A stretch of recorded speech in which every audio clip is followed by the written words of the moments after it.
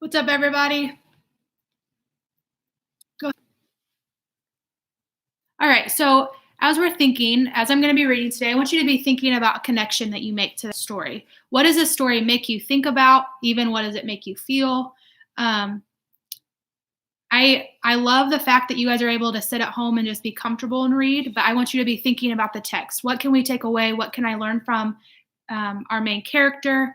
And then at the end, I'm going to try and, hi, Jonah, do a better job of giving you guys more time to respond, to just tell me what you're thinking about the story, or how it made you feel, or how it would make you feel if you were in the character's shoes.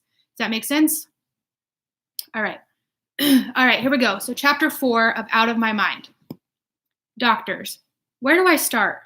Doctors really don't get me. Mom's a nurse, so I guess she speaks their language, but they sure don't know how to talk to me.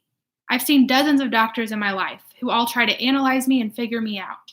None of them can fix me, so I usually ignore them and act like they're the dumb person they think I am. I paste on a blank look, focus on one wall, and pretend their questions are too hard for me to understand. It's sort of what they expect me to do anyway. When I turned 5, it was time to think about enrolling me in school. So my mother took me to a doctor whose job was to figure out how smart I was. She wheeled me in, locked the brakes so my wheelchair would not roll, and made sure that my lap strap was fastened. When my seatbelt comes undone, and it does that every once in a while, I slide out of the wheelchair like a piece of wet spaghetti. The specialist was a very large man. The bottom button of his shirt had come undone, and his stomach poked through above his belt. Gross. My name is Dr. Hughley, he said in a booming voice. For real, I couldn't make this stuff up. We're going to play a game today, okay? I'll ask you some questions, and you get to play with the toys here. Won't that be fun?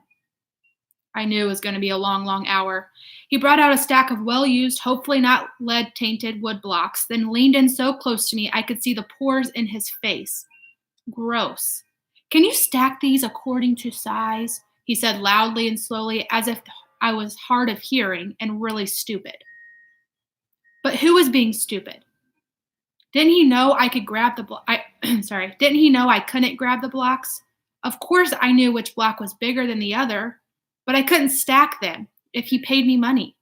So I just took my arm and swept them all onto the floor. They all fell with a wooden clatter. I tried not to laugh as he picked them up. He breathed really hard as he reached for them. Next, he held up a glossy 8x10 card with different colors painted on each one. Tell me which one you see the color blue, Melody, he said in his voice that told me he thought that this was all a waste of time. When the blue card showed up, I pointed to it and made a noise. Buh, I said. Marvelous, tremendous, stupendous, he shouted. He praised me like I had just passed the test to get into college. If I could have rolled my eyes, I would have. Then he showed me green, so I kicked and made a noise, but my mouth can't make the G sound. The doctor looked disappointed. He scribbled something on his clipboard, pulled out another stack of cards, and said loudly, I'm going to ask you some questions now, Melody. These might be hard, but do your best, okay? I just looked at him and waited while he placed the first set of cards in front of me. Number 1, which of one of these is not like the others? Did he get this stuff from Sesame Street? He showed me pictures of a tomato, a cherry, a round red balloon, and a banana. I know he was probably looking for the balloon as the answer, but that just seemed too easy. So I pointed to the banana because the first 3 were round and red, and the banana was not. Dr. Hughley signed and scribbled more notes. Number 2, he said. He showed me 4 more cards. This time, there were pictures of a cow, a whale, a camel, and an elephant. Which animal gives birth to a calf? Now, I watch Animal Planet all the time. I know for a fact that all the animals he had pictured there had a baby called a calf. I thought doctors were supposed to be smart. What to do? I hit each picture slowly and carefully, then did it once more just to make sure he understood. I don't think he did. I heard him mumble, cow, as he wrote more notes. It was clear he was giving up on me. I noticed a copy of Goodnight Moon on his bookshelf. I think it was written in Spanish. It was called Buenos Noches, Luna. That would have been fun to look at, but I had no way of telling him I'd like to see the book.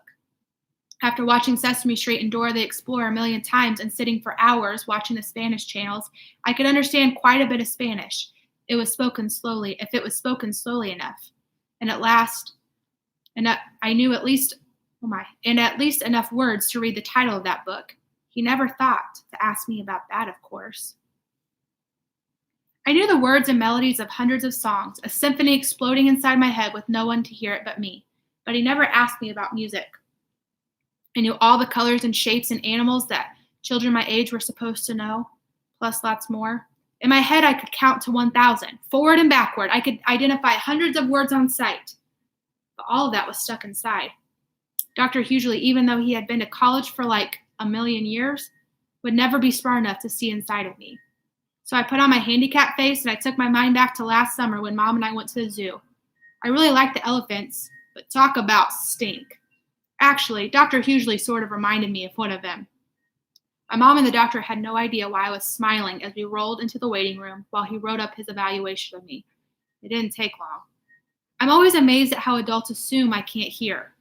They talk about me as if I'm invisible, figuring I'm too retarded to understand their conversation. I learned quite a bit this way, but this conversation was really awful. He didn't even try to soften the news for my mom, who, I'm sure, felt like she got hit by a truck. I'm going to take this moment to stop here. The word retarded is not something that should come out of any of y'all's mouths, okay? Anyways, he began by clearing his throat. Mrs. Brooks, he said, it is my opinion that Melody is severely brain damaged and profoundly retarded. Whoa, even though I was only 5, I had watched enough Easter Seals telethons to know this was bad, really bad. I felt a giant thud in my gut. My mom gasped, then said nothing for a full minute. Finally, she took a deep breath and protested quietly, but I know she's bright. I can see it in her eyes. You love her. It's only normal to have wishful thinking, Dr. Hughley told her gently.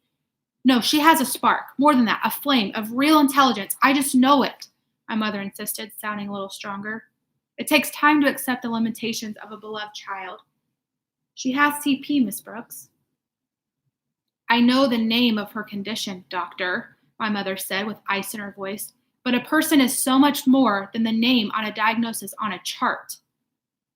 Good try, Mom, I was thinking, but already her voice was losing its edge, melting into mushiness of helplessness. She laughs at jokes, my mother told him, the ice in her voice replaced by desperation. Right at the punchline. My mom's voice faded. What she was saying sounded ridiculous even to me, but I could see she just couldn't find the words to explain her gut feeling that I had some smarts stuck in here. Dr. Hughley looked from her to me. He shook his head and then said, You're lucky she has the ability to smile and laugh, but Melody would never be able to walk on her own or speak a single sentence. She would never be able to feed herself, take care of her own personal needs, or understand anything more than simple instructions. Once you accept that reality, you can deal with the future. That was just plain mean. My mom hardly ever cries, but she did that day. She cried and cried and cried. Dr. Hughley had to give her a whole box of tissues. Both of them ignored me while she sobbed, and she tried to find nice words to say to make her feel better. He didn't do a very good job. Finally, he gave her options. You and your husband have several decisions to make, he told Mom. You can choose to keep her at home, or you can send her to a special school for the developmentally disabled. There aren't many choices here locally. Where do they get these almost pleasant sounding phrases to describe kids like me? Mom made a sound that could have been the mewing of a kitten. She was losing it. Dr. Hughley continued, You can also decide to put Melody in a residential facility where she can be cared for and kept comfortable. He pulled out a color 5 now. That's perfect age for her to learn to adjust to the new environment. You and your husband can get on with your lives without her as a burden. In the meantime, her memories of you will fade. I stared at Mom frantically. I didn't want to be sent away. Was I a burden? I never thought about it like that. Maybe it would be easier for them if I weren't around. I gulped. My hands got cold. Mom wasn't looking at me. She was staring daggers at Dr. Hughley. She crumbled up the tissue she held and stood up. Let me tell you something, Doctor. There is no way in heaven that I will be sending Melody away to a nurse, my mother said as she angrily hurled the brochure into the trash can. I think you're cold and insensitive. I hope you never have a child with difficulties. You'd probably put it out with your trash. Dr. Hughley looked shocked. And what's more, she continued, I think you're wrong. I know you are. Melody has brains hidden in her head that you'll never have, despite those fancy degrees from fancy schools you've got posted all over your walls. It was the doctor's turn to blink. You've got it easy. You have all your physical functions working properly. You never have to struggle to be understood. You think you have a medical degree? He was wise enough to keep his mouth shut and ashamed enough to lower his head. Mom was on a roll. You're not so intelligent, sir. You're just lucky. All of us who have all our faculties intact are just plain blessed. Melody is able to figure out things, communicate, and manage in a word where nothing works right for her. She's the one with true intelligence. She marched out of his office, then rolling me swiftly through the thick doors. In the hall, we did a quick fist bump. Well, the best I could manage. My hands were no longer cold. Go, Mom. Chapter 5. I've been at Spalding Street Elementary School for 5 years. It's very ordinary, filled with kids, just like the schools I see on television shows. Kids who chase each other on the playground and run down the hall to get their desk just before the bell rings. Kids who slide on icy patches in the winter and stomp in puddles in the spring. Kids who shout and push. Kids who sharpen pencils, go to the board to do math problems, and open their books to read a poem. Kids who write their answers on notebook paper and stuff their homework into backpacks. I know a couple of you that do that. Kids who throw food at each other in the lunchroom while they sip on juice boxes. Kids who sing in the choir, learn to play the violin, and take gymnastic or ballet or swimming lessons after school. Kids who shoot baskets in the gym, their conversations filled with halls as they make plans, make jokes, and make friends. Kids who, for the most part, ignore kids like me. The special needs bus, as they call it. It has a cool wheelchair lift in the back built in the door, and it picks me up every morning in front of my house. When we get to school, the driver takes their time to make sure all the belts and buckles are tight before they lower us all with walkers or wheelchairs or crutches or helmets down on the bus lift, one by one to the ground. Then an aide will roll us or help us walk over a wasting area. When the weather is bright and sunny, we sit outside the school. I like to watch the regular kids as they play foursquare while they wait for the bell to ring. They look like they're having so much fun. They ask one another to play, but no one ever asks any of us. Not that we could anyways. But it'd be nice if somebody would say hi. I guess the foursquare players must think we're all so backward that we don't care that we get treated like we're invisible. I was so excited when Mom first enrolled me here. I thought I'd learn new things every day, but mostly it was simply something to do that took up time and got me out of the house. In second and third grades, I probably learned more from the sci-fi or Discovery channels than I ever learned at school. My teachers were nice most of the time, but they would have needed x-ray vision like Superman to see what was in my head. I'm in a special program with the other children with what they call disabilities. Our ages range from 9 to 11. Our learning community, what a joke, has been together since I started school. We never seem to move up and on like other classes. We just did what we did the year before, but with a new teacher. We don't even get a new classroom each year. So the same kids I'm with now were together in second grade with a teacher named Miss Tracy. As third graders, we suffered through Mrs. Billups, who would have got the award for the worst teacher in the world. There are 6 self-contained learning communities in the wing of the building. Children with various conditions, from preschoolers to kids who ought to be in high school by now. Our classroom, room H5, might be nice for babies, but give me a break. It's painted yellow and pink. One wall is covered with the sun with a happy face, a huge rainbow and dozens of flowers, also with smiley faces. The other wall is painted with happy bunnies, kittens, and puppies. Blue birds fly over the sky with perfect white clouds. Even the birds are smiling. I'm almost 11 years old, and if I have to look at puppies in paradise one more day, I'll think I'll puke. Ashley, the youngest in our group, actually does puke quite a bit. She's 9, but she could pass for 3. She has the smallest wheelchair I've ever seen. She's our fashion model. She's just plain beautiful. Movie star eyes, long curly hair, and a tiny pixie nose.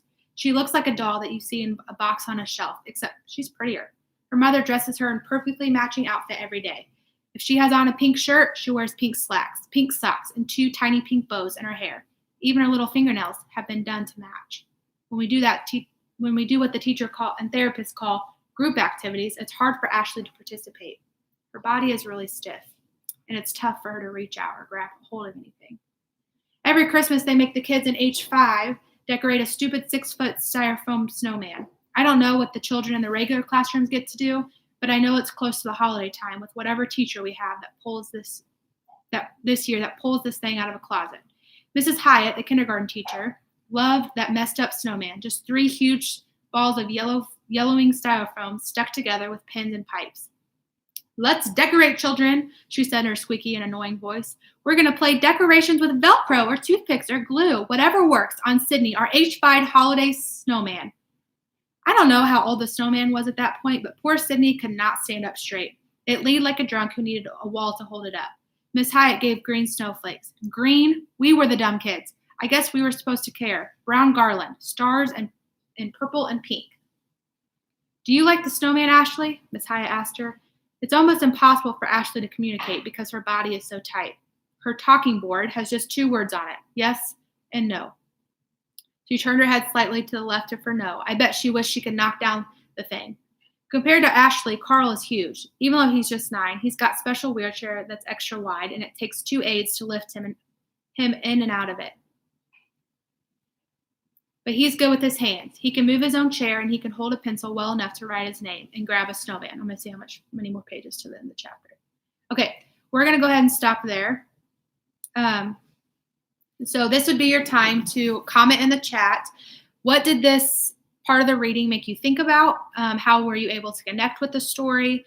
What kind of thoughts were going through your head as we were listening to this? As you're typing, I'll tell you what I was thinking about.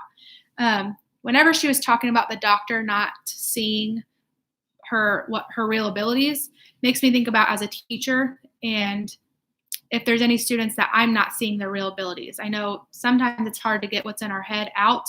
It happens to me, especially when I get nervous. It's hard for me to say what I'm thinking. But I know that every child in my classroom is able to do something, and I need to help them reach that full potential. So that's what this story was making me think about.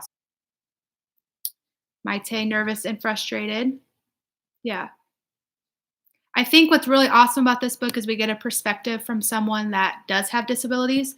And so we can learn about how those people feel so that maybe we can treat them differently and better in the future. Books are awesome because they can help us have a new perspective and make us think about things we've never thought about before. I'll send your mom a message about joining the call for the Zoom call tomorrow, okay? All right. Bye, guys.